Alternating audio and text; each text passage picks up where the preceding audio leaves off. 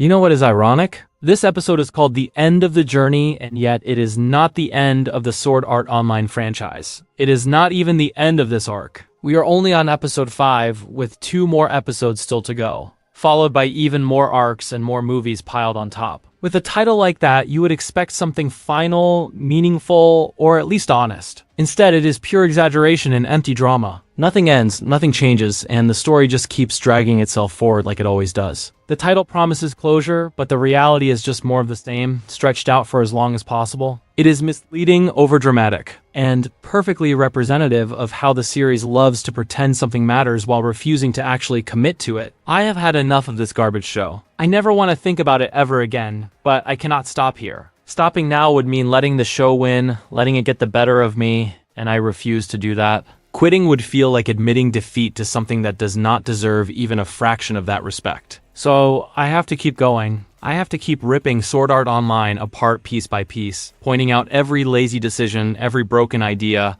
and every moment of bad writing. This is not about enjoyment anymore. It is about seeing it through and exposing just how deeply flawed it really is. If I stop now, the show gets mercy, and it has earned none. The fans who keep defending this train wreck deserve to be called out for it. If someone insists on pretending this mess is good writing, then criticism is the natural response. And that is where I come in. I am not some heroic force or anything dramatic. I am just the consequence of bad media being defended too hard for too long. If fans are going to bend over backward to justify every broken idea, lazy shortcut, and obvious ripoff, then they should expect someone to point out exactly how foolish that looks. This is not punishment in any serious sense. It is accountability. Without wolves, the forest dies because the deer eat too much. And without haters, the Sword Art Online fans would drown in their own praise, never questioning anything and never improving their standards. Criticism is the natural balance. It keeps bad ideas from spreading unchecked and forces people to actually think about what they are defending. Without it, the fandom would stagnate, endlessly celebrating the same broken writing and lazy design while convincing itself it is all brilliant. This dumpster fire of a show has received more than enough blind praise and endless glazing.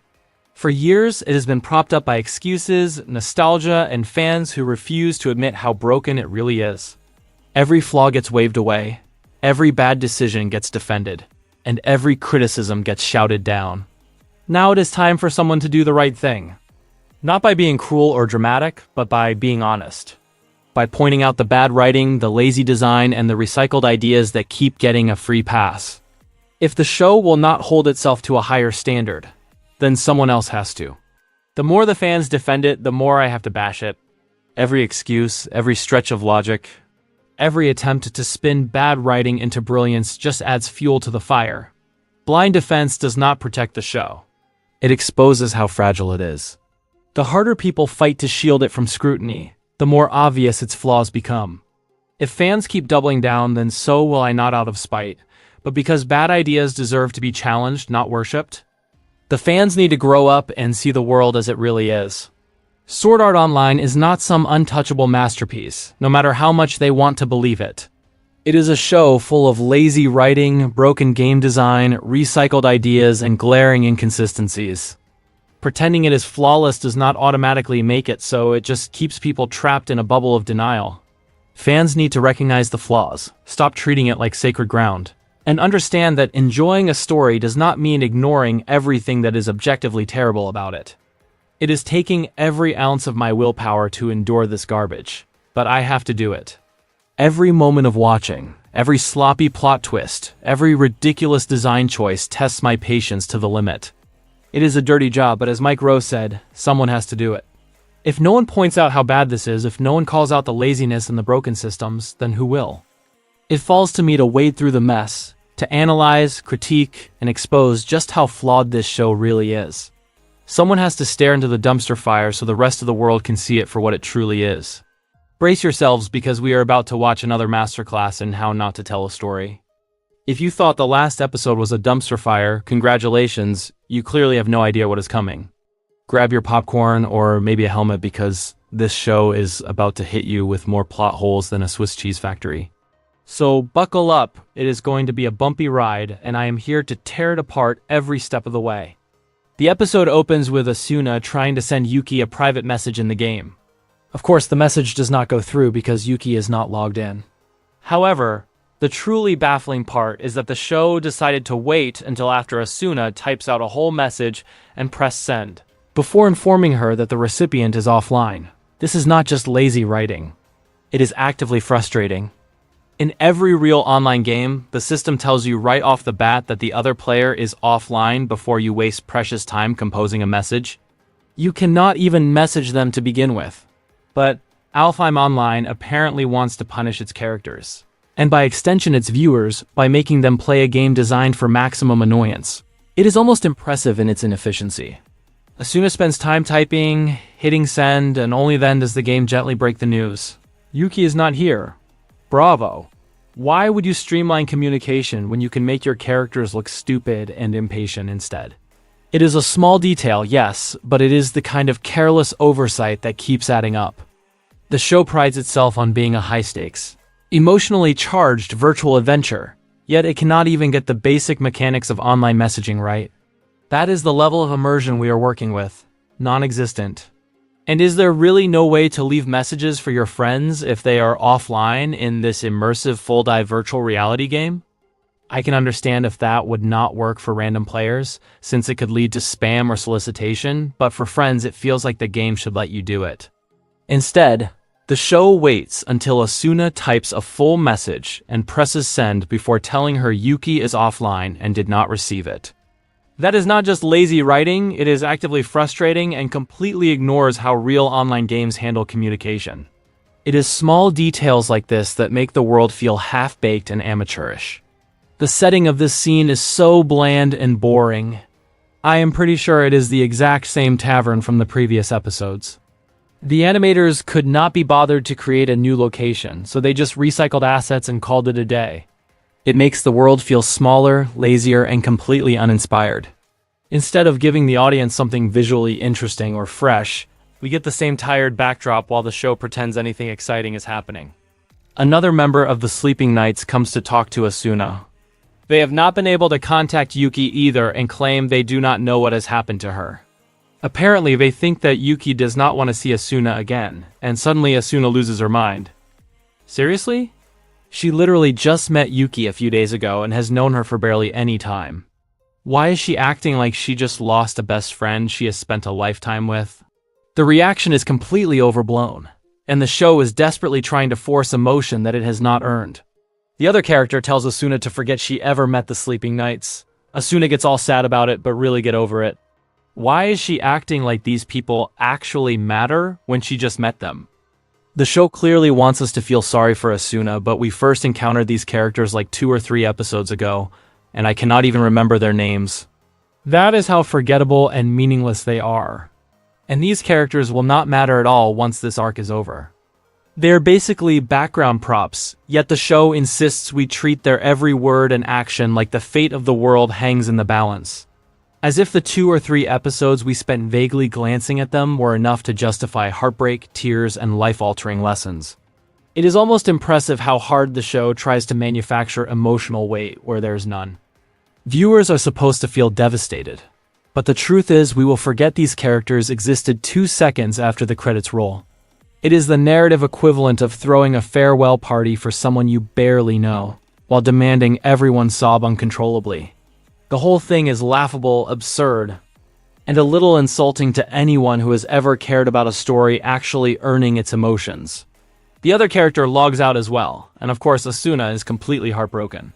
Really, she should take the hint. The other players are clearly avoiding her for a reason, yet she acts like the universe has personally betrayed her. Just accept it and move on, Asuna.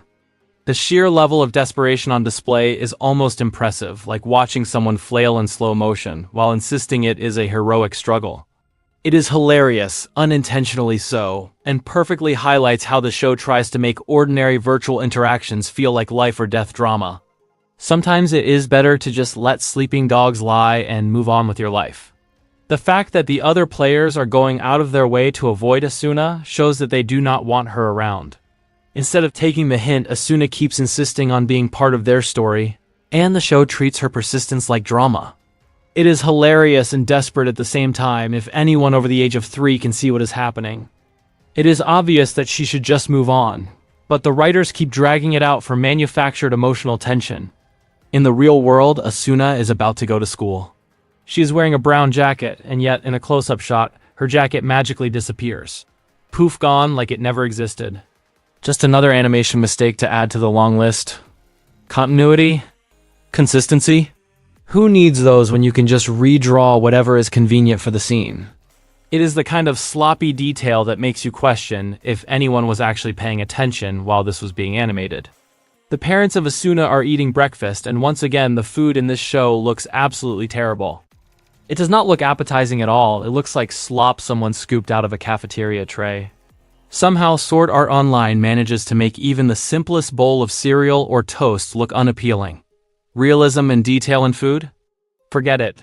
Why make something look edible when you can make it look like a punishment to the eyes of the viewer instead? They also appear to be eating bacon and eggs, which is not very common for breakfast in Japan. Traditional Japanese breakfasts usually include rice, miso soup, grilled fish, pickles, and sometimes a raw or cooked egg. So the show is not even bothering to be culturally accurate. Instead of showing something realistic or familiar for Japanese viewers, we get this generic Western breakfast slapped onto the scene, making it feel lazy and out of place. It is like the animators just thought, eggs and bacon look fine, and called it a day. The writer is Japanese. This is not some language barrier or cultural misunderstanding.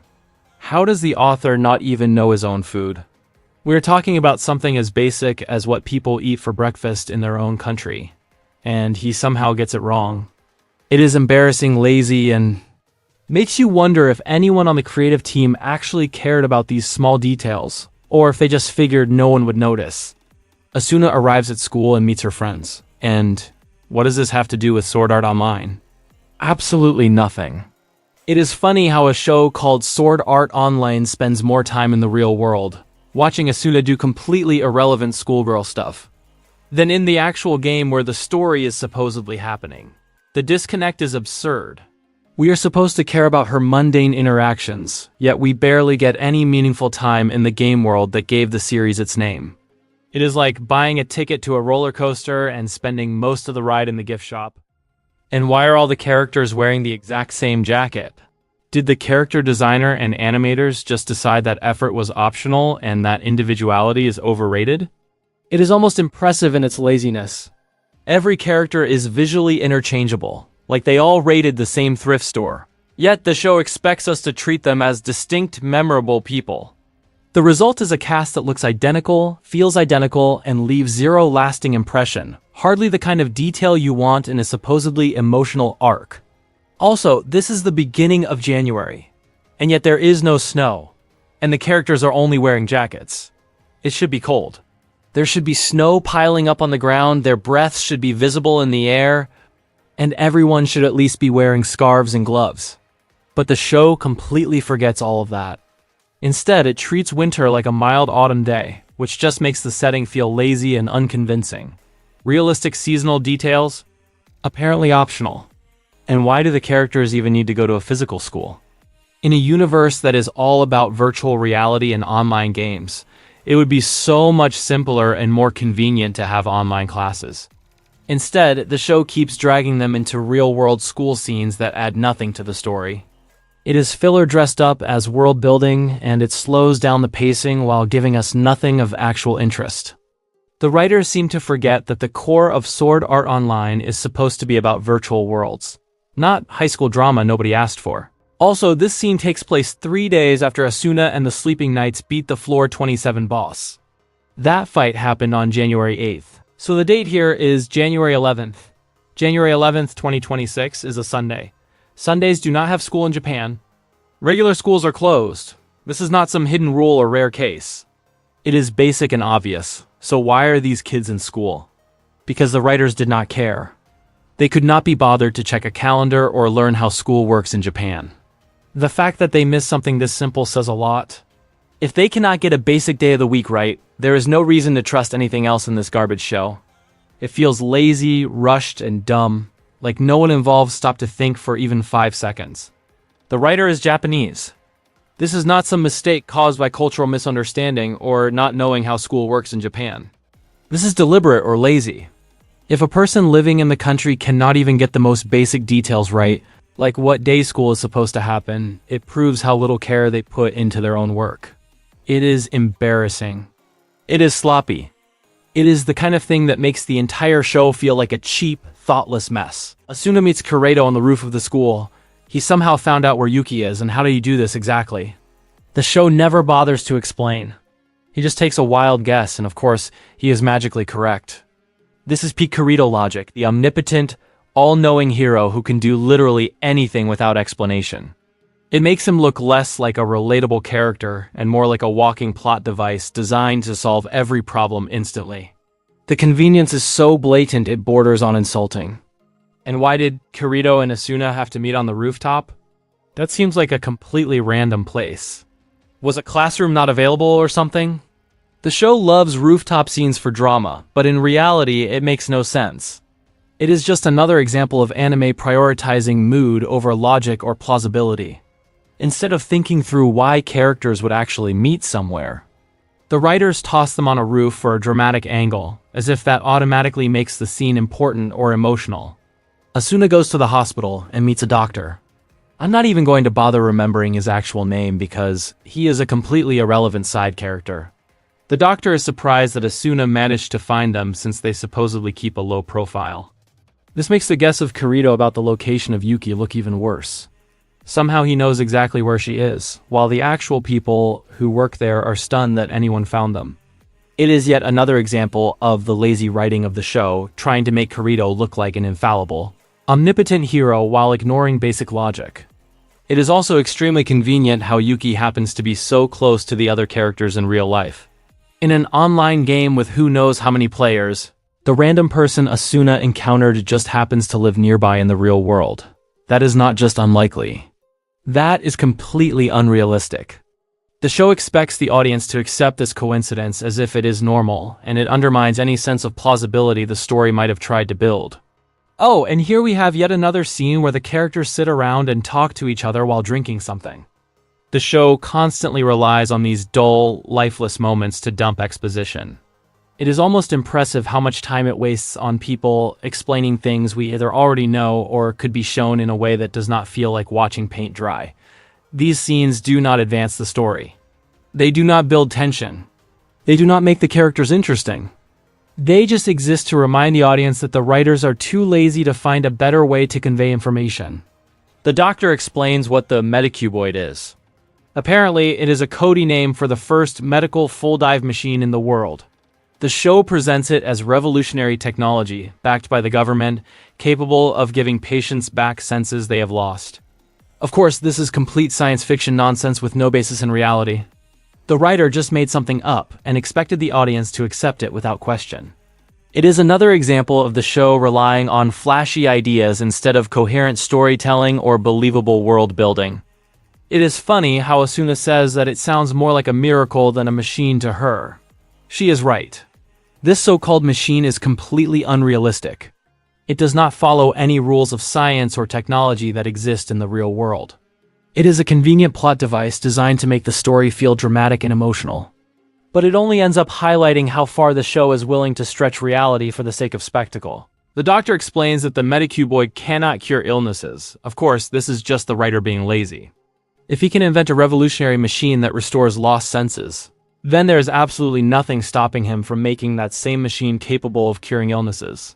Choosing not to do so is a deliberate decision to manufacture artificial drama.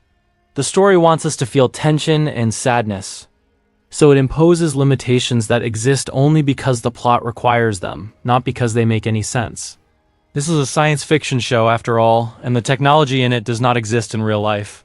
Saying that the Medicuboid cannot cure illnesses is a completely self-imposed limitation. There is no real-world reason for it not to work. The restriction exists purely to create artificial tension and to manipulate the audience into feeling sympathy. It is not clever storytelling. It is a transparent attempt to manufacture drama where none naturally exists. The doctor tells Asuna about the life story of Yuki. She was born in May of 2011. Her mother required a transfusion during the procedure, due to complications. Unfortunately, the blood that was used was contaminated with a virus and the entire family became infected.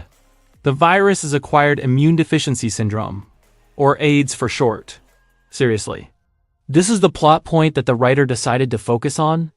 The show chooses one of the most serious, tragic real-world illnesses to try to manufacture drama. And yet it treats it with the same shallow, melodramatic tone that it applies to all of its virtual world nonsense. It feels manipulative rather than meaningful. Furthermore, this scenario is not the least bit realistic.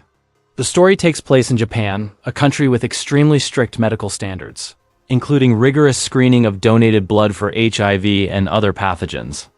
By 2011, the chances of contaminated blood slipping through in a hospital that follows proper protocols were effectively zero. The show treats this as a plausible tragedy, but in reality, it would require an almost impossible series of failures in multiple medical systems. This is yet another example of the writer either not doing any basic research and prioritizing cheap emotional punches over accuracy, logic, or any sense of realism.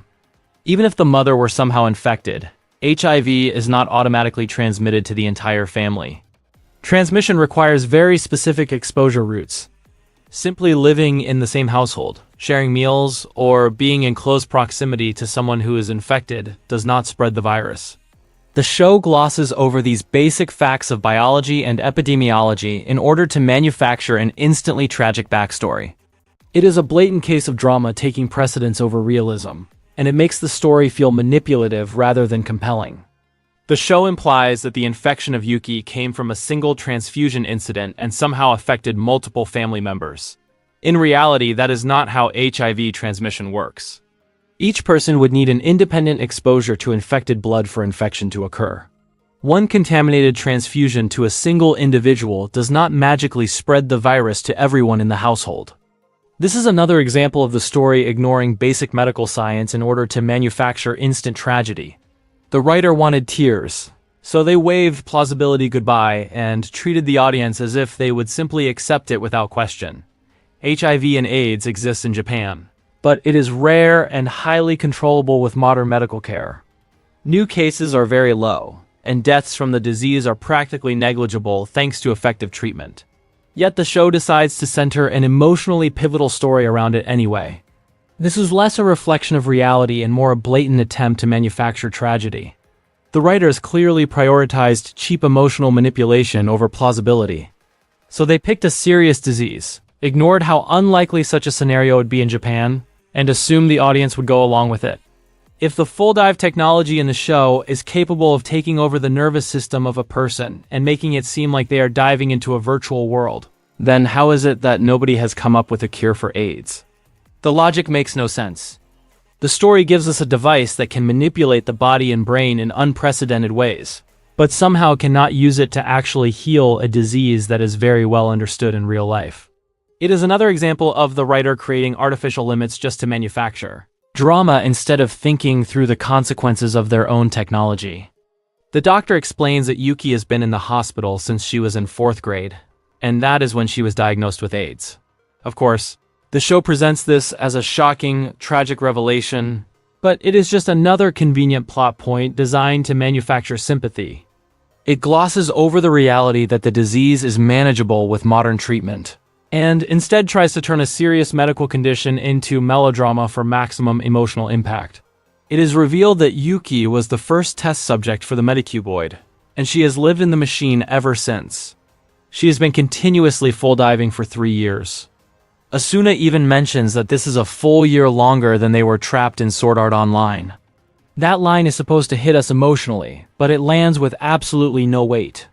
The entire first arc was so rushed that it never felt like 2 years of story actually happened. Comparing the 3 years of Yuki in the machine to the time in Sword Art Online is meant to make the audience gasp. But it only highlights how poorly the show handles pacing and emotional stakes. And how does the machine not have any safety regulations? How is someone able to log in continuously for 3 whole years without suffering serious physical consequences?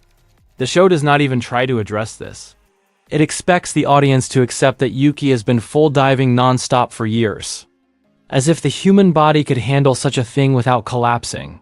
It is another example of the story ignoring basic logic and biology in order to create an overblown, supposedly tragic scenario.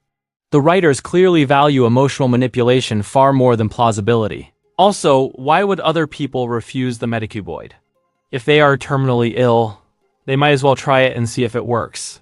It is not like they have a better option waiting for them. If the machine fails, they were going to die anyway. The show treats this refusal like it is some deep moral choice, but it makes no logical sense. When you are out of options, you take the experimental one. This just feels like the writers forcing artificial limits onto their own miracle technology so the plot can happen. The doctor explains that Yuki does not have much time left. In real life, however, a person living with AIDS who is on proper treatment can expect to live a normal lifespan and would not die from the virus itself.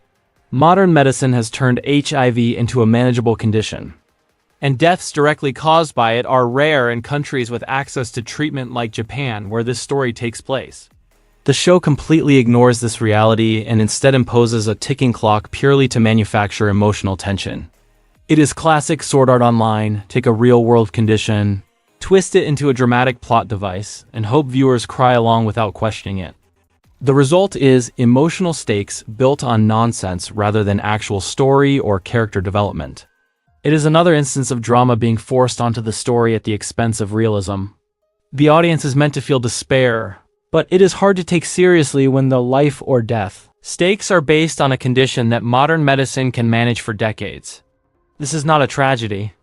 It is manufactured melodrama, dressed up as emotional storytelling. I am not even a professional doctor, and I was able to find out this information pretty easily online. The fact that the author could not do the same is honestly embarrassing. It makes you wonder if any research was done at all, or if they just threw medical jargon on the page and hoped no one would notice. It is sloppy, lazy, and completely avoidable, yet here we are, pretending this is believable storytelling. Yuki cuts ties with Asuna because she does not have much time left, which is the dumbest thing ever. If someone truly did not have much time, then they would spend whatever moments they had left with the people who are important to them, not push them away. This choice makes no emotional sense and only exists to artificially create tension. The show wants the audience to gasp and feel sympathy for Asuna, but the logic is completely backwards. It is another example of drama forced onto the story at the expense of coherent character behavior. Asuna is heartbroken over the news, but really? She literally just met Yuki 4 or 5 days ago in the story. Why does she feel so devastated over someone she barely knows? That is the fundamental problem with Sword Art Online. The writer wants the audience to feel sad and emotionally invested in these characters, but the story has done absolutely nothing to earn that response. The emotional beats are unearned, rushed, and rely entirely on the audience accepting tragedy at face value instead of letting it develop naturally. It is manipulation masquerading as storytelling. The exact same problem happened with Sachi back in Sword Art Online. Viewers were supposed to feel sad about her death, but we literally met her in the same episode just 10 minutes earlier. Why should anyone feel anything for a character we have known for literally a few minutes? The show seems to think that tragedy is automatically moving, as if simply labeling something sad is enough to make the audience cry. It is emotional manipulation at its laziest, and it highlights the recurring problem of unearned sentiment that plagues this series. This is the equivalent of someone grabbing the audience by the shoulders and yelling in their face, "Feel sad." No, I will not feel sad because I am not sad at all. Emotional moments have to be earned. You cannot simply declare tragedy like it is bankruptcy and expect the audience to comply. Sword Art Online constantly confuses labeling something as sad with actually making it sad. The show treats emotion as a checkbox, rather than something that grows naturally from character development and story context. It is lazy, manipulative, and insulting to anyone who actually wants to care about the story. For example, the reason people are so devastated over Iron Man dying in Avengers Endgame is because we have been following the character for over a decade through multiple movies. We did not just meet Iron Man 10 minutes ago and suddenly act like his death is heart-wrenching. That is the fundamental difference between earned emotion and lazy manipulation. Sword Art Online tries to shortcut that process, expecting us to cry over characters we have known for only a few minutes. It is obvious, insulting, and entirely unconvincing. The funniest part is that there are probably a lot of people who actually bought into this and are feeling sad about Yuki. That is truly hilarious to imagine. The show relies entirely on emotional manipulation, and yet some viewers fall for it. crying over a character they barely know. It is absurd, and it highlights just how lazy and transparent the writing really is. Those same people probably think I am evil for not going along with the manufactured tears or for criticizing the show. No, I am not evil. I just expect competent writing. I expect characters to behave logically, emotional beats to be earned, and drama to make sense. Wanting a story to actually deserve my feelings is not cruel. It is called being a reasonable viewer. The doctor mentions that Yuki had a twin sister named Aiko, who was born a few minutes earlier. The parents of Yuki passed away 2 years ago, and Aiko passed away last year. The show is trying way too hard to tug on the heartstrings of the viewer. We literally know nothing about the parents of Yuki, and we are only now learning about her sister. We cannot feel sad over people we do not know. This is pure emotional manipulation, a laundry list of tragedies dumped on the audience with no context or investment. It is obvious, forced, and completely unearned. Sword Art Online does not have writing that is strong enough to genuinely excite or thrill the audience, so it resorts to emotionally manipulating viewers to feel sympathy for the characters. That tactic does not work either. You cannot force empathy through lazy tragedy, rushed backstories, and melodramatic plot points. Emotion in a story must be earned through character development and meaningful stakes, not handed to the audience on a silver platter with the label, "Feel sad now." The show clearly confuses emotional impact with emotional coercion, and the result is clumsy, predictable, and frustrating. And did the writer really have to make the family members of Yuki already dead? As if Yuki dying and not having much time left was not sad enough on its own. The show clearly thinks that piling on more tragedy somehow makes the story more emotional, but all it does is feel manipulative. It turns what could have been a single, meaningful, emotional moment into a melodramatic checklist. Character dying? Check. Family dead? Check. Audience forced to cry? Check. Real emotion? Nowhere to be found. It is tragedy for the sake of looking tragic, not for the sake of telling a story. What is next? Is the family dog also dead? Did the goldfish pass away too? Did the house burn down for good measure? Maybe the entire neighborhood collapsed into a sinkhole while we are at it. At this point, it feels like the writer is just stacking misery on top of misery and hoping something sticks. If one tragedy does not work, just add 10 more and crank up the sad music. Instead of depth, we get excess. Instead of genuine emotion, we get noise. It is not storytelling, it is emotional spam. Asuna starts crying and Yuki tells her to stop. Yuki can see and hear everything in real life. She even says that Asuna looks exactly like she does in the game. But wait a minute. Alfheim Online does not have character customization. The avatars are completely randomized. So the fact that Asuna looks exactly like her real-life self is a massive plot hole. The rules of the game apparently do not apply to the main characters. Because of course they do not. It is another example of the story-bending logic to suit convenient emotional beats, and it makes the world feel inconsistent and poorly thought out. The show clearly tried to make this line sound deep or meaningful, but all it really did was expose how poorly written everything is. It is the usual routine. Dress up a shallow line with dramatic music and expect the audience to call it profound. Instead, it just highlights how empty the writing actually is. Typical Sword Art Online behavior: pretend depth, zero substance. Yuki thanks Asuna for coming to see her. But if she was truly so glad to see Asuna, then why did she not simply tell her the location herself? It makes no sense. The whole situation exists purely to manufacture tension and drama, rather than reflect believable character behavior. The audience is supposed to feel relief or warmth, but the logic behind the actions of Yuki is completely absent. It is another example of the show prioritizing forced emotional beats over coherent storytelling. Yuki has been purposefully avoiding Asuna for several days, and now she is suddenly glad to see her. The writing cannot even stay consistent for a single episode. Characters flip-flop on their emotions without explanation, and the audience is expected to accept it as if it makes sense.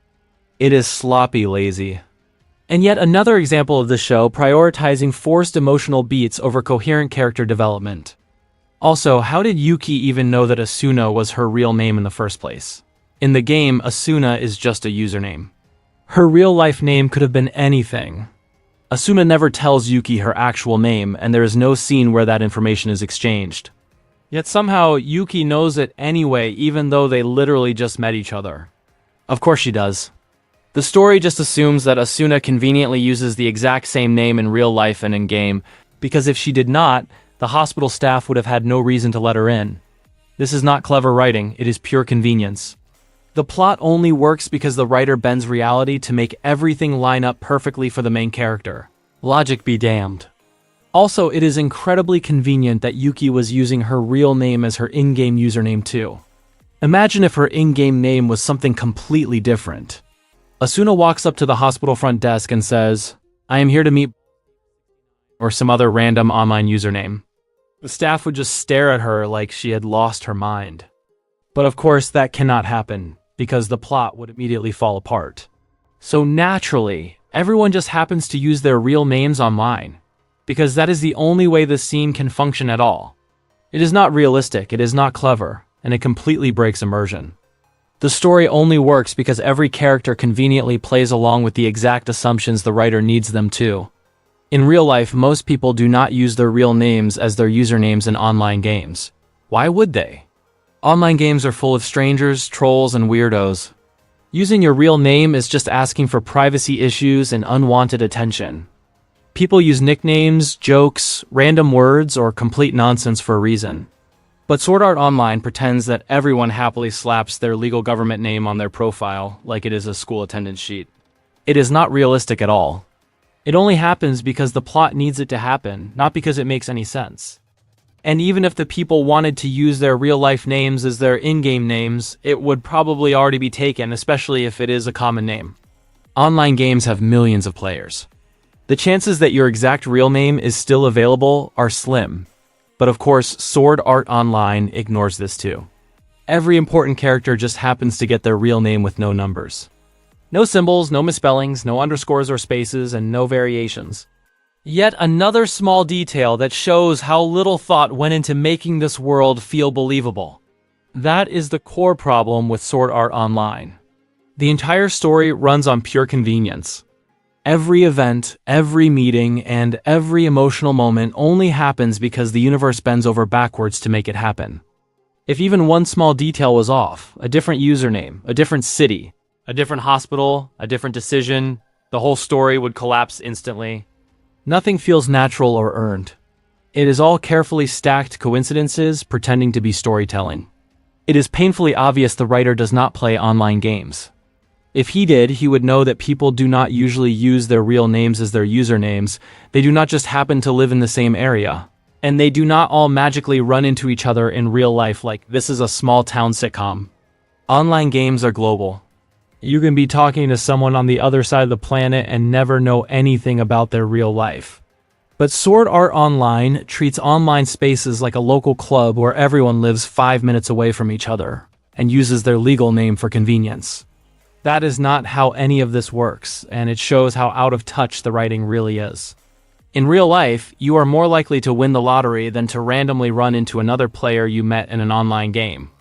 Online games connect millions of people across countries and time zones.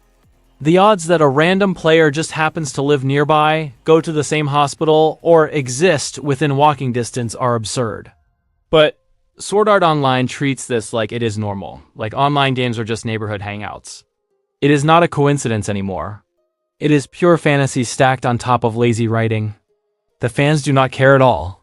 They just eat this garbage up like it is a 5-star meal served on a silver plate. To them, every coincidence magically makes sense. Every plot hole gets ignored and every lazy shortcut becomes deep writing.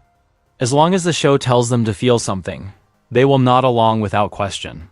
Logic does not matter. Consistency does not matter. All that matters is consuming whatever is put in front of them and pretending it is brilliant. It is honestly pathetic how low their standards are. It feels like they were born yesterday and have never watched another anime in their lives. If this is what passes as amazing to them, then I can only assume they have nothing to compare it to.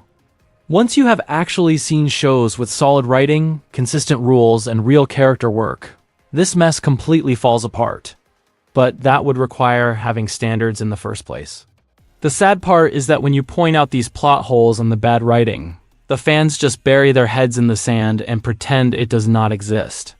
They refuse to accept any criticism at all.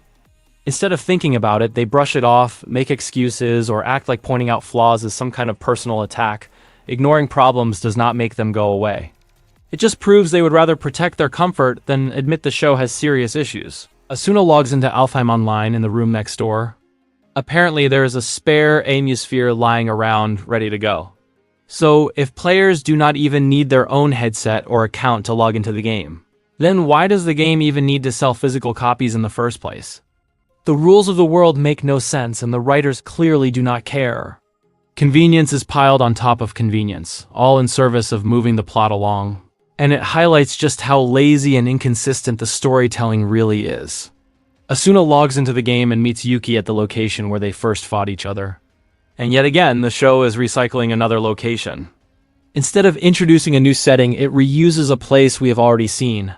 This is convenient for the animators, who can simply reuse the same assets, but it is boring for the viewers, who get no sense of variety or progression. The story tries to make the reunion feel significant, but the recycled environment only undercuts any emotional impact, making the scene feel lazy and uninspired. And apparently Asuna can fly now using her wings, even though she never demonstrated that ability before in this arc. The show just randomly decides to include powers or abilities whenever it feels like it, instead of maintaining any sense of consistency. There is no explanation, no build-up, and no logical reason for this sudden change. It is another example of the story prioritizing convenience over coherent world building, and it makes the narrative feel sloppy and haphazard. Also, flight in this game requires either sunlight or moonlight for the wings. There should not be either of those here, since the roof is the next floor and we are clearly indoors in this floating castle. Yet the show ignores this detail entirely, letting Asuna fly anyway. It is another example of the story bending its own rules whenever it is convenient, and it highlights the sloppy, inconsistent approach to world building. Logic and consistency are clearly optional in this show. Additionally, Sword Art Online was designed with no flight, so if players can suddenly fly, that changes so many things. For example, combat dynamics, exploration, and even basic game balance get completely thrown out the window. Suddenly, enemies, bosses, and obstacles that were meant to be challenging become trivial. It is inconsistent and lazy world building, and it undermines any rules the game supposedly has. And why is the place suddenly so dark and foggy? Does the game even have a day and night cycle, or did the writer just decide to make the atmosphere moody for no reason? There's no explanation, no logical build-up, just a sudden shift in lighting and weather because the story wants it to feel dramatic. It is another example of convenience over consistency, and it makes the world feel artificial and poorly thought out. Yuki is there waiting for Asuna. She claims she had a feeling that Asuna would find her in the real world. Well, that only happened because of a ridiculous string of major plot conveniences. First, Kirito just happened to know her location. Second, Yuki just happened to be nearby. Third, the hospital staff just let Asuna in without too many questions. Neither of those things would be remotely realistic. In an online game, the person you are talking to could easily live halfway across the world, and yet the story expects us to accept this perfectly timed reunion as plausible. It is another example of the writers bending reality for the sake of emotional drama. Asuna hugs Yuki, and Yuki says that Asuna smells like her sister. The show presents this as a cute, heartfelt line, but it is actually pretty creepy when you think about it. For starters, why are players even able to smell other players in a virtual game? That would create so many problems if this were a real game. Imagine the obvious privacy issues, hygiene concerns, or just how strange it would be to have your digital avatar emit scents. Yet the story expects the audience to accept this as a meaningful, emotional moment. It is absurd, unnecessary, and highlights how the show prioritizes forced sentiment over any sense of logic or realism. Do players even get to choose how they smell, or is it just based on their real-life scent? The show does not bother to explain these details. It expects the audience to accept this as a meaningful, emotional moment, even though it makes zero sense in terms of game mechanics. This is yet another example of Sword Art Online prioritizing forced sentiment over logic, consistency, or any coherent world building. If scents are tied to real-life bodies, that is a level of personal exposure nobody asked for. It also opens the door to hygiene-based harassment. Players with bad hygiene could suddenly become targets, and the game gives them no way to opt out. Smelling other players could also create unfair advantages, as someone could theoretically track others by scent. The concept adds an entirely unnecessary sense to process, which would be distracting, confusing, and potentially annoying. Technically, it is impossible to simulate realistic smell for every player in a full dive game, so it is pure fantasy. On top of that, it is creepy. It crosses boundaries that nobody would expect in a virtual world, and it does not even serve any meaningful gameplay purpose. Finally, it is inconsistent and immersion-breaking. The story expects us to accept it as emotional or cute, but all it does is highlight how lazy and illogical the world-building really is. Yuki explains that Aiko was the first leader of the Sleeping Knights. The name Sleeping Knights still makes no sense. As explained in a video from one of the previous episodes, the members are not actually asleep, and the term knights does not fit the supposed Norse mythology-inspired setting. The show just throws around words that sound dramatic or thematic without thinking about whether they actually make sense. It is another example of style over substance, where the writers prioritize a fancy-sounding name over logic, consistency, or coherent world building. You could try to defend it by saying that the players are continuously logged into the game, so they are asleep in real life. But Yuki is the only one actually using the metacuboid, so the others are not always logged in. Even if they were, being logged in does not magically mean someone is asleep, so the name Sleeping Knights still does not fit. It is one of those moments where the writers clearly thought a clever name would be enough, without bothering to make it actually make sense. It ends up being confusing and highlights just how little thought went into the world building. Also, the term knight traditionally refers to men. The female equivalent is dame, so calling the guild the Sleeping Knights already does not fit when several of the members are girls. It is like naming a group the Kings when half of them are women. The name sounds fancy at first glance, but the moment you think about it for more than 2 seconds, it falls apart. Just like everything else in this arc, it is style over sense. The writer wanted something that sounded dramatic and never stopped to ask whether it actually made any sense. But not making sense is par for the course in this franchise. At this point, logic taking a backseat is not a flaw, it is a feature. Sword Art Online has built an entire reputation on ignoring its own rules, skipping explanations and hoping the audience does not ask questions, so of course the name does not fit. Why would it? Consistency has never been a priority here. Furthermore, you have mages in the guild, so the term knights feels completely off. Knights are supposed to be armored fighters, not spellcasters standing in the back throwing magic around. Calling a mixed group of mages and fighters the Sleeping Knights just shows how little thought went into the name. It sounds cool, so the writer went with it, even if it makes no sense in the context of the game or the roles these characters actually play. Consistency clearly was not on the checklist. The fans either do not care or do not even know it is wrong. They just accept it without question and move on like nothing happened. No curiosity, no pushback, no basic thought about whether it actually makes sense. As long as the show tells them what to feel, they go along with it. Thinking is optional, and criticism is treated like a crime. The fans are just mindless drones incapable of original thought. They do not analyze, they do not question, and they definitely do not think for themselves. They treat this show like it is divine, as if it descended from the heavens and must be accepted without criticism. Any flaw gets ignored, any problem gets excused, and any critic gets attacked. At that point, it stops being fandom and starts looking like blind worship. Yuki says that Aiko was strong. How about, instead of just telling us, we actually saw Aiko being strong? A little visual storytelling, maybe. Show, do not tell.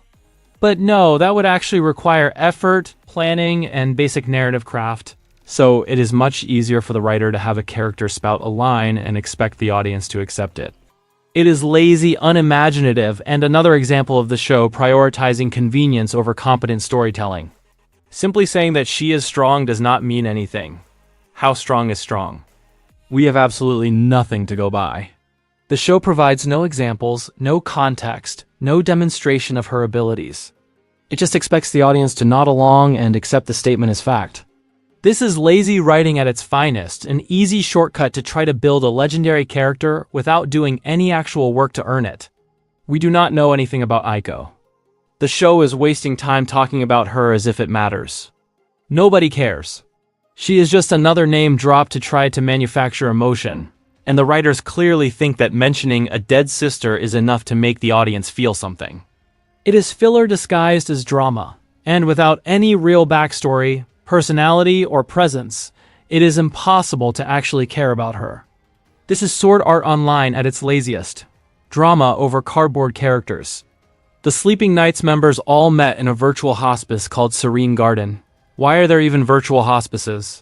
Developing a full-dive virtual reality world would cost an enormous amount of money.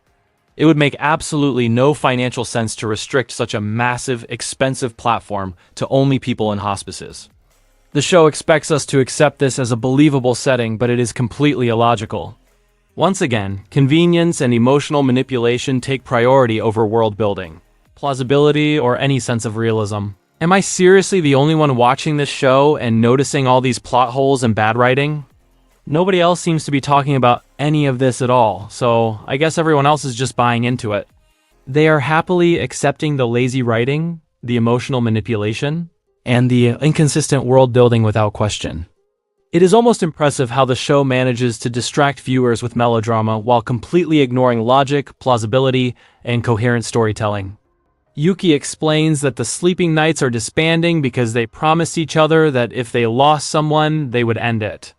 That is completely illogical. If one of the members passes away in real life, that is all the more reason for the rest of the group to stick together and continue what they have built, not destroy everything they worked for. The decision makes no sense from a character, emotional, or practical standpoint. Once again, the story prioritizes forced melodrama over coherent storytelling, leaving the audience shaking their head at the absurdity. The Sleeping Knights only have each other.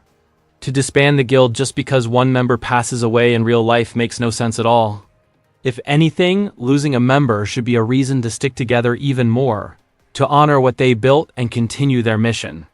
Instead, the show treats this decision like some deep, tragic choice, when in reality it is just another example of contrived drama. It is logic-free storytelling dressed up as emotional stakes, and it makes the characters look ridiculous rather than sympathetic. Yuki explains that 2 of the Sleeping Knights members were only given 3 months left to live. The show expects the audience to feel sad and devastated, but I do not even remember the names of these other members. They were faceless background characters with no real personality, no development, and no reason for anyone to care. I cannot feel sad about a cardboard cutout. This is yet another example of the story trying to force emotion without doing any of the work necessary to make it matter. Can you seriously name all of the Sleeping Knights members without looking it up? No, you cannot. They are completely forgettable. The show spends time talking about them and acting like their impending deaths are tragic, but they do not leave an impression. Trying to get the audience emotionally invested in these cardboard cutouts is laughable, and it highlights just how lazy the writing is when it comes to character development. This entire arc is nothing but bait. It wants the audience to feel sad, but it has done absolutely nothing to earn that emotion. Characters are underdeveloped, tragedies are dumped on the story with no context, and every so-called emotional moment is manufactured. The writers assume that simply labeling something as heartbreaking is enough, but it is not. Emotion cannot be forced. And the arc is a perfect example of the show trying to shortcut actual storytelling with cheap manipulation. The Sleeping Knights wanted to leave their mark on this world, but in reality, nobody is going to care. They defeated the Floor 27 boss. That is not some epic accomplishment that will be remembered or talked about. It is the equivalent of putting your socks on the right feet and expecting everyone else to feel proud. That is honestly laughable. The show tries to make their achievement feel monumental, but it only highlights how inflated and unearned the drama really is. The Floor 27 boss that they defeated was not even that difficult. Literally none of the players even died. And there are 100 bosses in total. Nobody is going to care about who defeated the lower level floor bosses. The show acts as if this minor achievement is monumental, but in reality it is completely forgettable. It is yet another example of the story trying to manufacture drama and significance where there is none. It would have been far more fitting if they had defeated the final Floor 100 boss. That would actually be something worth talking about, something that could feel like a real accomplishment. But the writer apparently thought that defeating the Floor 27 boss was good enough. That decision highlights just how low the bar is for what the show considers legendary or emotionally significant. Once again, convenience and forced drama take priority over logic, realism, or any meaningful stakes. And there are many other games in this universe. It is not like Alfheim Online is the only game that exists.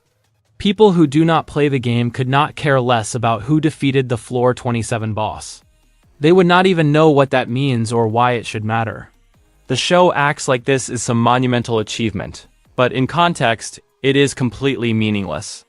The supposed accomplishment is inflated for drama, but it has no real stakes or impact outside of the tiny niche in-game community.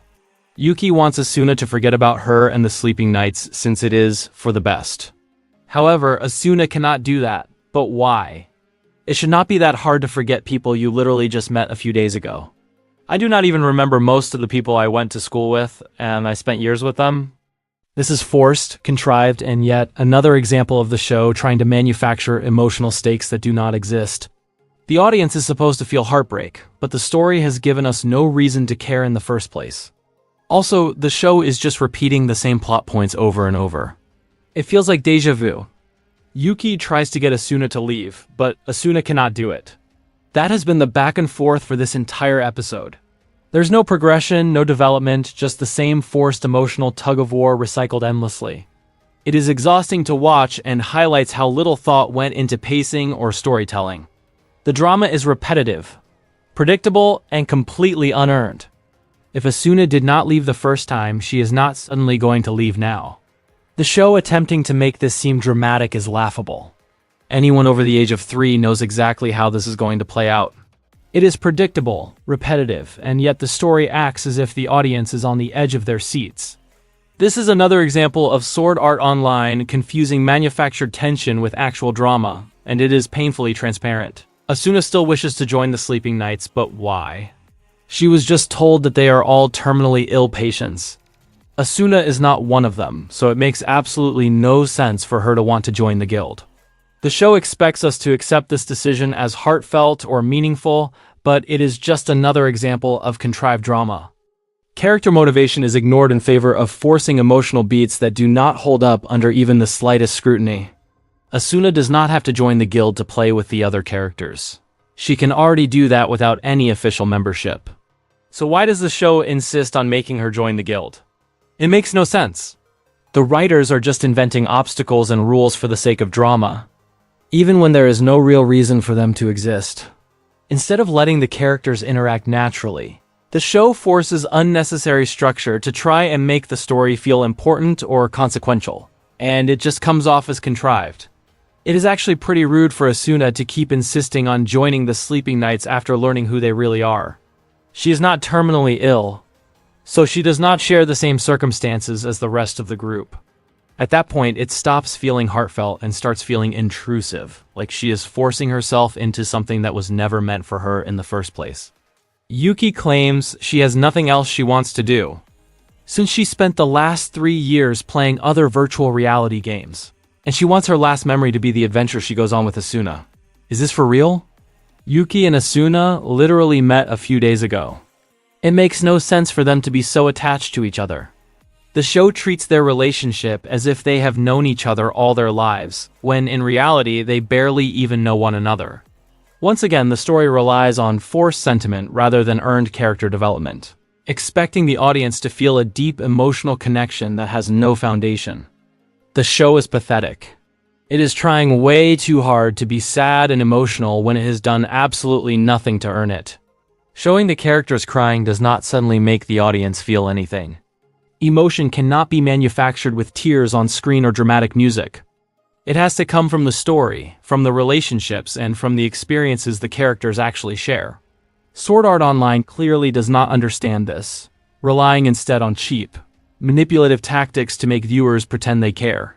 Yuki says that she wants to go to school again. Really? That is the last thing she wants to do with the remaining time she has left? The show treats this as a poignant or meaningful moment, but it comes across as contrived and silly. 3 years spent in full-dive virtual reality games, facing life-and-death situations, and her big final wish is to sit in a classroom again? It makes no sense and feels like another forced attempt to manufacture emotional weight out of a shallow, poorly thought-out story. Asuna knows a way for Yuki to go to school. Of course, the miracle technology that Kirito has been developing is going to be used. Naturally, the show leans on convenient, world-breaking tech to solve every problem instead of actually thinking through logistics or consequences. It is just another example of the writers taking the easy route. Invent a gadget, make the impossible happen, and call it drama. Nothing about it is earned or realistic. It just exists so the story can hit its emotional beats without actually making sense. And why go to school of all places? Asuna should be taking Yuki somewhere that is actually fun. Like a theme park or a concert, somewhere you would actually want to spend your limited time. Most people wish they could stay away from school, not go to it. And yet the show treats this as if it is some meaningful or exciting experience. It is just another painfully obvious attempt to manufacture slice-of-life drama, and it comes off as boring and forced instead of heartfelt. What a complete nothing burger of an episode. It was mostly just exposition dumping padded with unnecessary filler. The episode should have been 5 minutes long, but they stretched it out to 20 for no reason at all. There is no pacing, no meaningful plot progression, and no reason to invest in any of the drama. Instead, we get a bloated, repetitive slog that feels designed to manipulate emotions rather than tell a coherent story. What does any of this even have to do with Sword Art Online? The show is supposed to be about surviving in a virtual death game, not whatever random filler drama it keeps throwing at the audience. It constantly drifts away from the core premise, wasting time on unearned emotional moments, unrealistic medical crises, and recycled plot conveniences. By the end, it is hard to even remember that this started as a story about life or death battles in a virtual world. Without the whole trapped in a virtual world gimmick, the show is just boring and bland.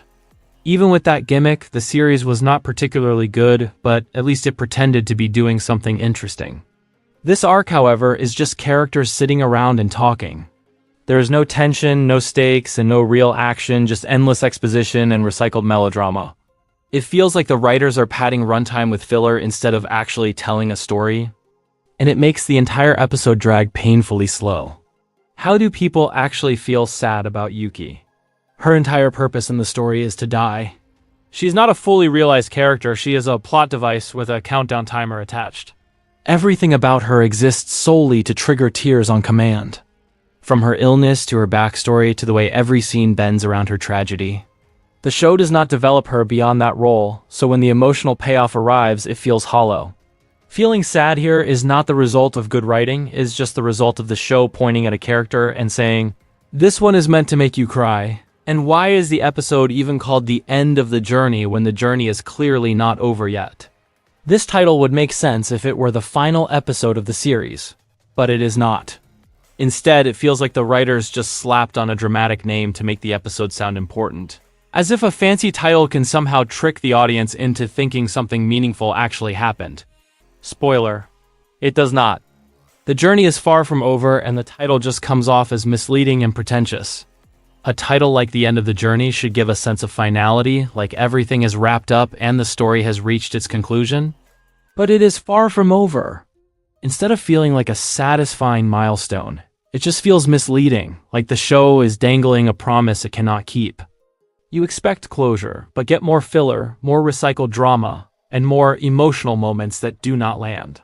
The title sets you up for something grand, and the payoff is absolutely nothing at all. Sword Art Online cannot even get something as basic as the title of an episode right.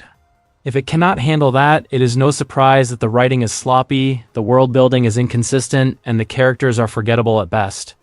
It is like the show is failing the very first test and then somehow expects the audience to care about anything else. When the foundation is this shaky, nothing else can hold up. And that is exactly what we get. A mess pretending to be a story. Now let us see what people on Reddit had to say about this episode back when it first aired. One commenter thinks that the technology Kirito is developing will let Yuki go to school.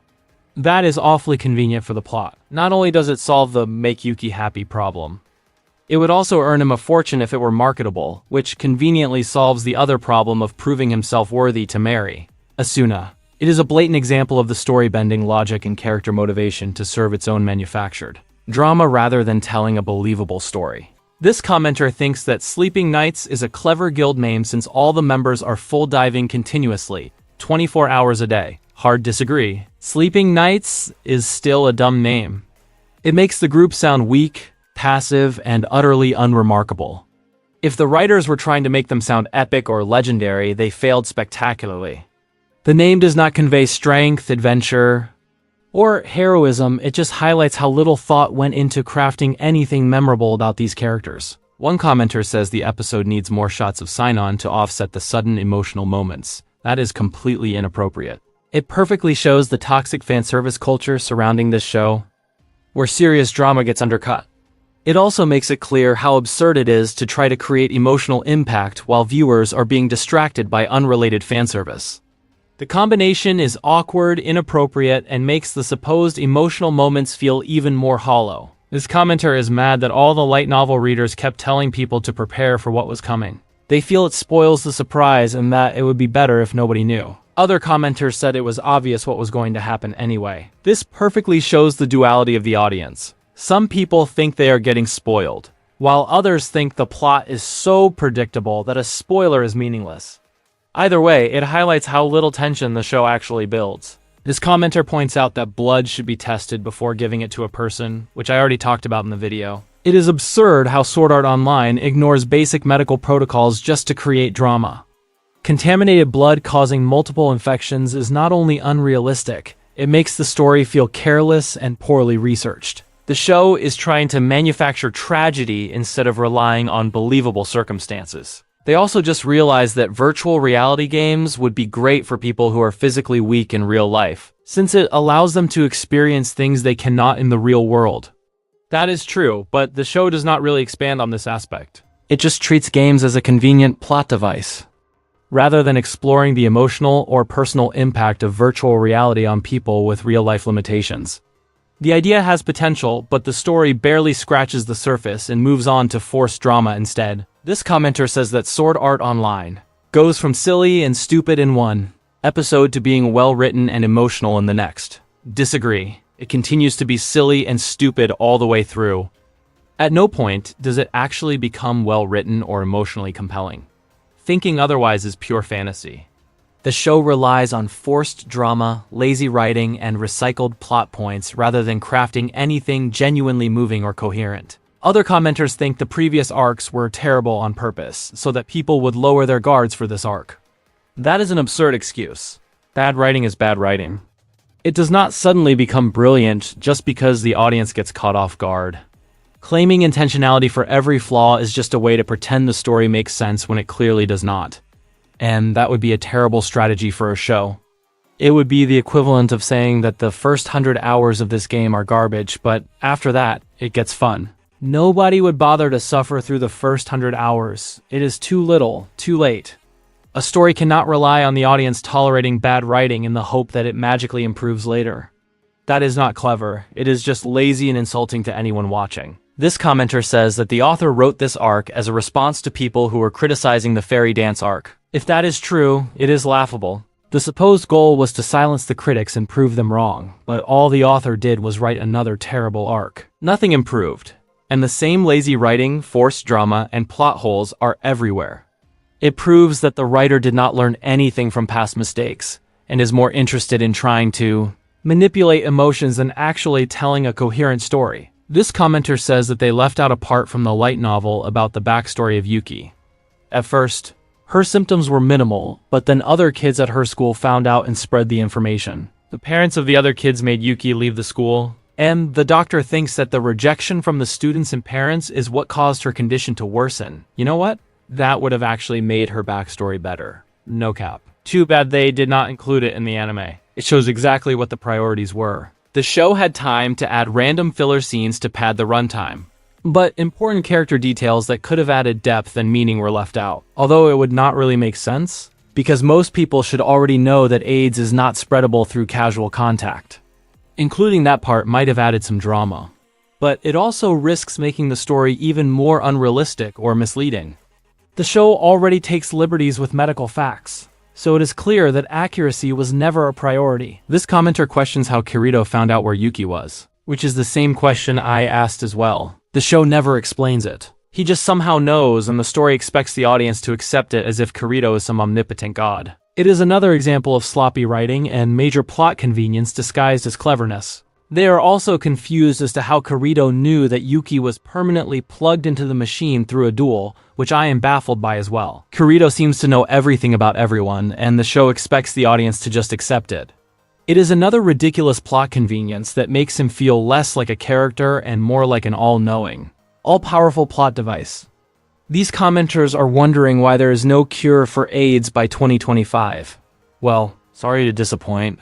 But it is past 2025 in the real world, and there is still no cure for AIDS, so that part of the show is actually realistic. But like I said in the video, the writer could have easily invented a cure since this is a fictional story.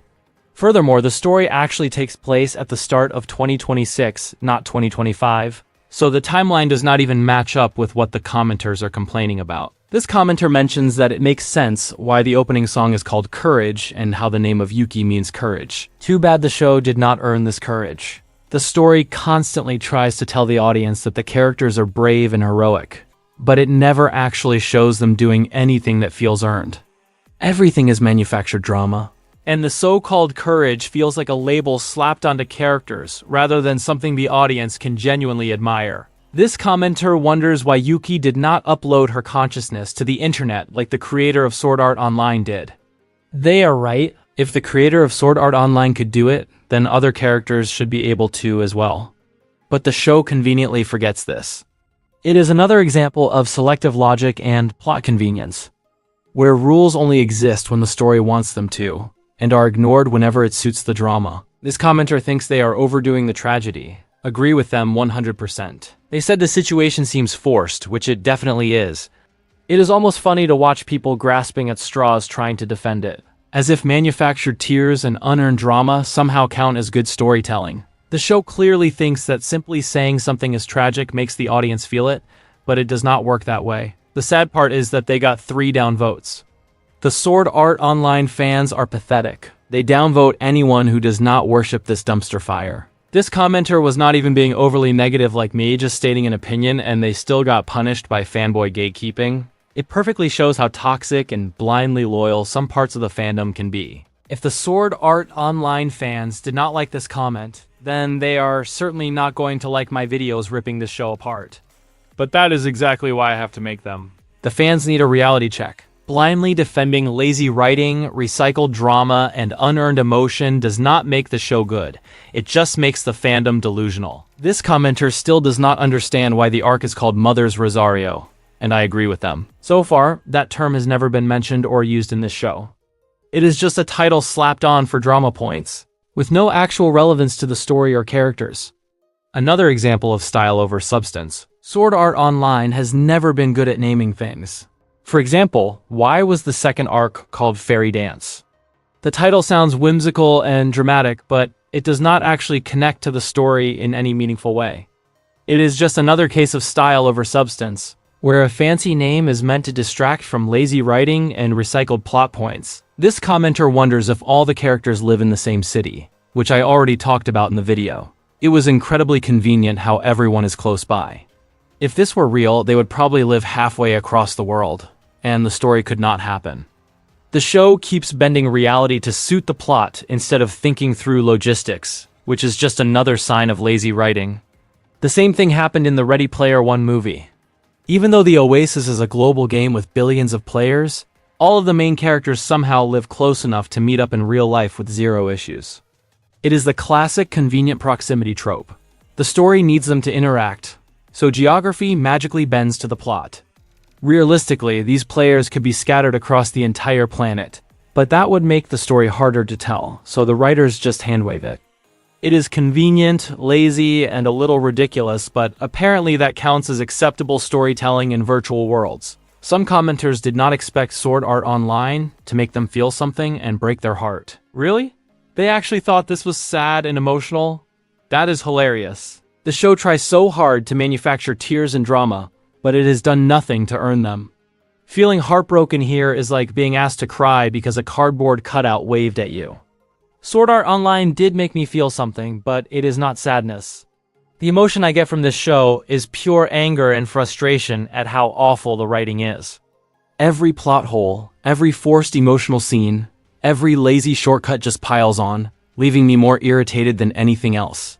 If the goal was to make me feel, congratulations, but it is not the kind of feeling the show intended. Some commenters felt that the episode flew by and only felt like it was 5 minutes long. Hard disagree. This episode was so slow and boring. It felt more like 5 hours than 5 minutes. How anyone can think it is good is beyond me. The pacing is terrible, the filler is endless, and the show stretches nothing into painful exposition after painful exposition. This commenter had their mind blown many times throughout the episode. They were shocked at pretty much everything. Really? If this show managed to surprise you, then the bar must be unbelievably low. The twists are either painfully obvious, recycled from earlier episodes, or completely nonsensical. There is nothing here that should genuinely shock anyone paying attention. This commenter thought that Sword Art Online was genuinely good for one episode. Disagree. There is nothing good about this episode. The writing is bad, the pacing is bad, and the characters are bad. Every moment is either forced drama, recycled plot, or glaringly convenient nonsense. Calling this episode good is generous to the point of delusion. They also mentioned how it was a specific disease, not some vague, unnamed mysterious illness like in other anime. But plenty of other shows also use a specific disease, and that does not automatically make the story better. Just giving a name to a disease does not make the drama any more meaningful or the characters any more interesting. The writers still treat it like a magic emotional shortcut, as if simply saying, "This character has AIDS," is enough to make the audience cry. It is lazy storytelling dressed up as realism. The specificity does not earn the emotions, it just tries to trick viewers into feeling something they have not actually been shown. This commenter called the show SOA, which stands for Sons of Anarchy, not Sword Art Online. It is honestly funny how some fans cannot even get the acronym right. You would think that people obsessed enough to defend every lazy plot point and manufactured emotional moment would at least know the basic name of the show they are defending. Instead, they are out here mixing up titles and confusing themselves while still acting like critics are the ones missing the point. It perfectly sums up the state of the fandom: passionate, blindly loyal, and barely paying attention. This commenter says that people who did not pause and wipe away their tears have no souls and are heartless. Well then, I guess I am heartless because I did not shed a single tear. Why would I?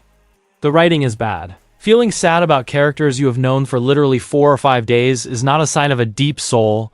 It is a failure of storytelling. The show is trying to force emotion instead of earning it, and no amount of melodramatic crying music or exaggerated sobbing can fix that. That is the problem with this arc and the Sword Art Online fans. It feels like this arc only exists so the fans can use it as an excuse to defend the show and pretend it has emotional depth. The story itself does almost nothing to earn the drama or make the characters memorable, but fans cling to it like it is some sacred masterpiece. It is not about the writing, the plot, or even the characters, it is about validating their own obsession.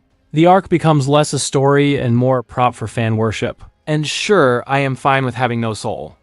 That just means I have no fear and no emotional attachment to this show, which makes it very easy to rip this garbage apart piece by piece.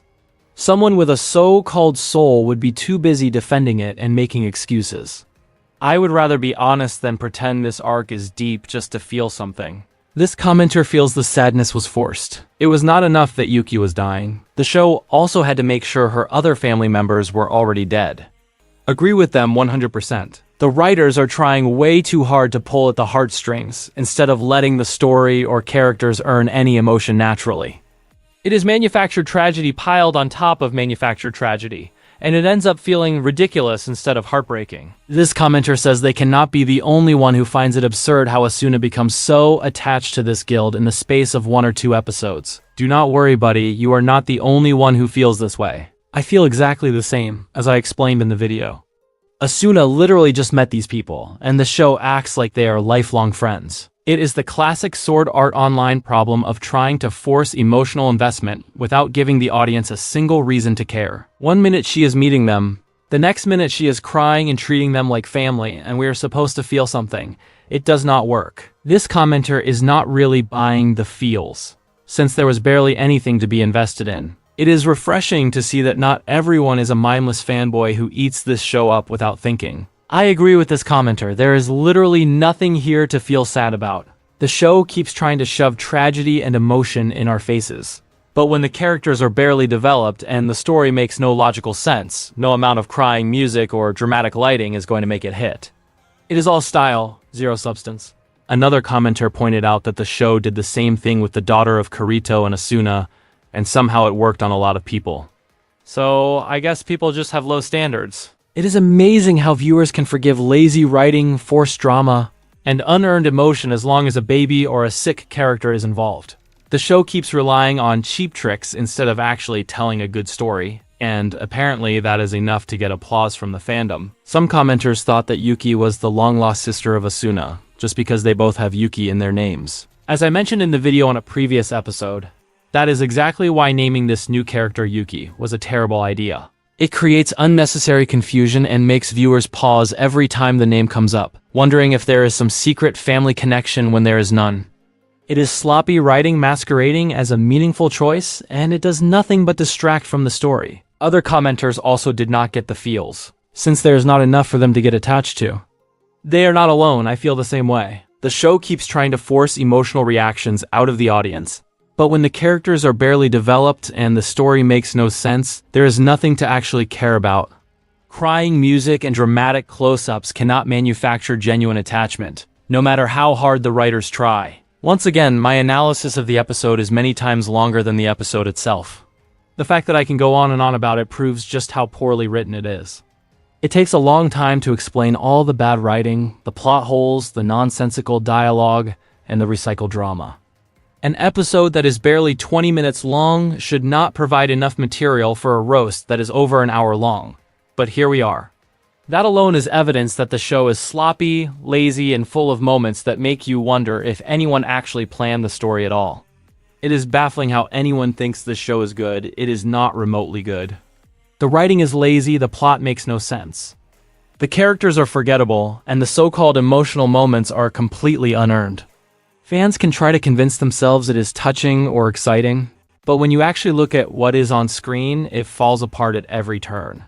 Calling this good requires ignoring logic, consistency, and basic storytelling altogether. The Sword Art Online fans are absolutely delusional. They will defend every lazy plot point, every forced emotional beat, and every nonsensical decision like it is a masterpiece. Nothing can be criticized without triggering outrage, and they treat minor inconveniences or questionable writing choices as if they are personal attacks. It is amazing to watch people blindly worship a show that, if you actually analyze it, falls apart in so many ways. They worship this show like people in ancient Egypt worshipped gods like Ra and Osiris. To them, Sword Art Online is a sacred deity that cannot be questioned. Criticism is blasphemy, plot holes are miracles, and bad writing is somehow genius. No matter how sloppy or nonsensical the story gets, they defend it as if bowing down to the altar of this anime is the only way to prove they have good taste. It is hilarious and kind of tragic at the same time. In reality, the fans are following a false prophet. They are mindless drones, consuming content they do not even understand is bad. They cheer for plot holes, clap for lazy writing, and treat recycled melodrama like profound storytelling. Instead of thinking critically, they just absorb whatever the show throws at them and call it genius. It is like watching a cult in action-blind devotion to something that would be laughable if it were not taken so seriously. The fans really need to grow up and see the world as it really is. Sword Art Online is garbage. No amount of nostalgia, fandom hype, or melodramatic crying scenes can change that. It is full of lazy writing, plot holes, unearned emotion, and characters that barely exist. Treating it like a masterpiece only shows how disconnected people are from actual storytelling, and it is high time they face the truth. This show is not profound, it is not clever, and it is certainly not worth blind worship. It is pathetic how the fans constantly try to silence anyone who criticizes the show, as if having a different opinion is somehow forbidden. Instead of responding with actual arguments, they downvote, insult, and dismiss criticism outright, treating disagreement like a personal attack. To them, Sword Art Online is not just a show, it is something that must be defended at all costs. The idea that someone can watch the same thing and come away unimpressed seems completely unacceptable to them, which says far more about the fandom than it does about the critics. The funniest part is that Sword Art Online fans constantly claim the show does not need to be defended. because it is supposedly the greatest series of all time and everyone already loves it. And yet they never stop defending it. Every criticism is met with excuses, anger, or long explanations about how the viewer just did not get it. If the show were truly that great and universally loved, it would speak for itself. The fact that its fans feel the need to jump in at every opportunity and shield it from even mild criticism only proves the opposite. If Sword Art Online truly were the greatest series of all time, there would be nothing for the fans to defend it against. A great work does not need non-stop damage control or an army of people rushing in to explain away every flaw. Yet here they are, constantly shielding it from criticism, acting like any negative opinion is a personal attack. That behavior alone says everything. If a show really is that strong, it stands on its own. The desperation to protect it only highlights how fragile its reputation actually is. The Sword Art Online fanbase is built on lies and hypocrisy. They claim the show is flawless and beyond criticism, yet they spend all their time arguing with critics and making excuses for its problems. They preach that the series does not need defending, while doing nothing but defend it at every opportunity. Instead of engaging honestly with criticism, they try to shut it down or dismiss it outright. It is not confidence in a great show, it is insecurity over a deeply flawed one. If Sword Art Online is really as amazing as the fans claim, then they should not get this worked up over criticism. A truly great show can handle people pointing out its flaws without fans losing their minds.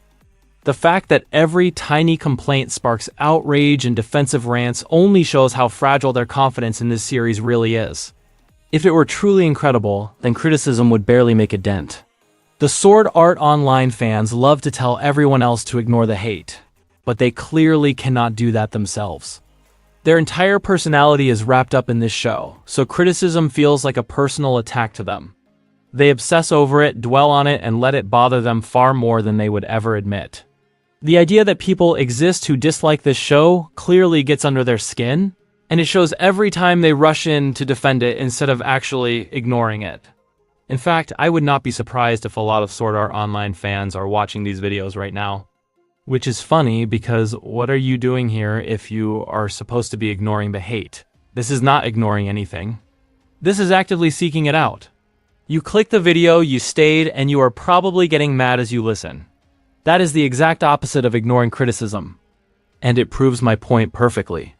This show has one of the worst fan bases out there. And honestly, that feels fitting. A badly written show tends to attract fans who refuse to accept criticism and lash out at anyone who points out the flaws. Instead of holding the series to higher standards, they defend every mistake like it is a personal attack. Terrible writing, terrible excuses, terrible fans. The pattern is hard to miss. We are almost done. Only 2 more episodes to go, and this arc will finally be over. The finish line is in sight, and honestly, that is the most exciting part of this entire arc. Not the story, not the characters, not the so-called emotional payoff, just the fact that we do not have to sit through much more of this dragged-out misery and forced drama. 2 more episodes, and we can finally move on. 2 more episodes, and then I am finally free. Or at least I think I am, until I remember that there are several more arcs and movies in the Sword Art Online franchise after this. The nightmare never actually ends. Just when you think you have escaped, there is another season, another arc, another movie waiting to drag you back in. It is like finishing one bad dream only to wake up inside an even longer one. It still baffles me how this show got so popular in the first place. They managed to churn out so many arcs and movies, yet somehow actual good shows struggle to get a single season renewed. It is unbelievable that something so poorly written and full of plot holes could become a massive franchise, while genuinely well-crafted stories are ignored or canceled. The priorities of the audience and the industry make zero sense. I would trade 100 seasons of Sword Art Online without hesitation for a single extra season of an actually good show like Steins Gate or Fullmetal Alchemist Brotherhood. Anything with real writing, real stakes, and characters who feel like actual people. I do not need more endless crying, forced drama, and recycled locations. I want quality storytelling, not this garbage. The real death game is not the one that is supposed to be happening in the show. It is me, sitting here, desperately trying to keep my sanity intact while enduring this disaster episode by episode. Every minute feels like a boss fight against bad writing, awful pacing, and nonsensical decisions. My health bar is permanently in the red. My patience ran out several arcs ago, and yet the show keeps going. If anyone is truly trapped here, it is not the characters in the virtual world. It is me, locked in a never-ending struggle against this franchise. Wondering which will break first, my willpower or the runtime. But I cannot stop now. Just like in the show, where the characters have to beat the death game to escape, I have to finish watching all the episodes and rip them apart to finally be done. There is no skipping ahead, no taking a shortcut, and no mercy. The only way to reach the finish line is to endure it all and tear it apart piece by piece. And believe me, that is exactly what I am going to do. At this point, pure rage is the only fuel I have left. Anger is what keeps me moving forward. Watching this awful show get torn apart is the only motivation I have anymore. I am not here for enjoyment. I am here for the wreckage. Sword Art Online fans are not going to like me, but honestly, they never liked me to begin with, so why should I care? Their obsession with defending every tiny flaw in the show does not make them impressive. It makes them predictable and boring. I'm not here to win their approval or tiptoe around their fragile egos. I am here to rip this garbage apart, and if that makes them angry, good. Let them clutch their keyboards and scream into the void while I call out the truth. I do not need the approval of liars and hypocrites anyway. They can keep their fake praise, their blind loyalty, and their fragile little egos. I do not care what they think, and I never will. Lions do not lose sleep over the opinions of sheep. Their opinion is worthless, and their constant defending of this terrible show only proves how ridiculous they really are. If you enjoyed the video, make sure to like, comment, and subscribe for more Sword Art Online criticism. If you did not enjoy the video, still like it anyway out of spite. It is free anyway. Either way, stick around for more long rants, questionable sanity, and continued suffering through this franchise so you do not have to.